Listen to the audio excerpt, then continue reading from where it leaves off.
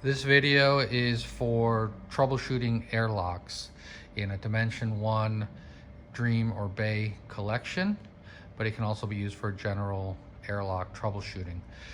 Now, you have two independent hydraulic systems with the reflections and bay collection, so therefore you can have two different types of airlocks.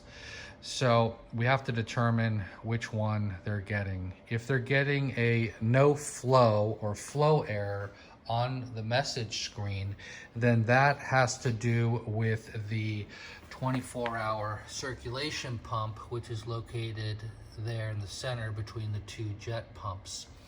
So what we want to do is remove the filters if they're not already out, take out the bleeder valves, and now see if the flow error will go away.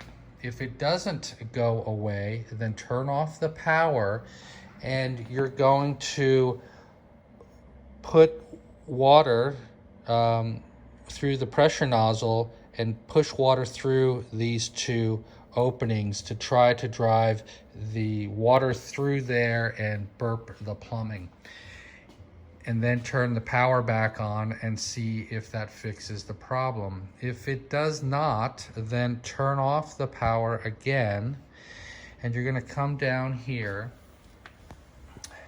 and the airlock is typically stuck right here in front of the suction side of that circulation pump.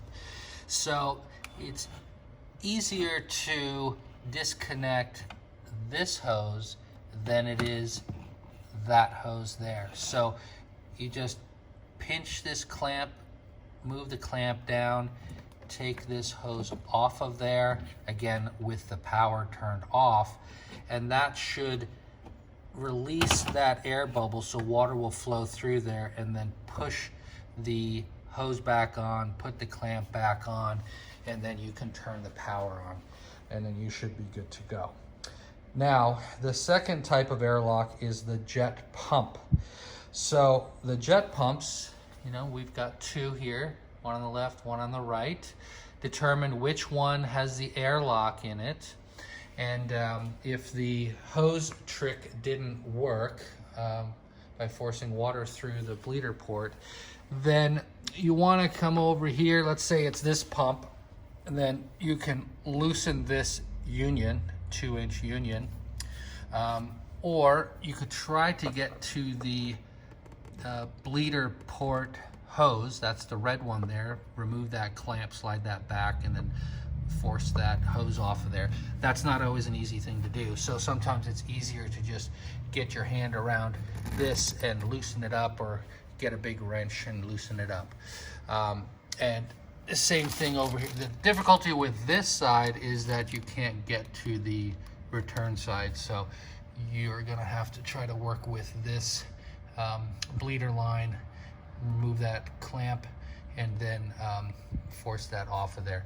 And then you'll get a bunch of air hissing out of there, and then finally some water will come out, and then you can just put the hose and clamp back on, and then you are good to go and turn power back on again. Good luck.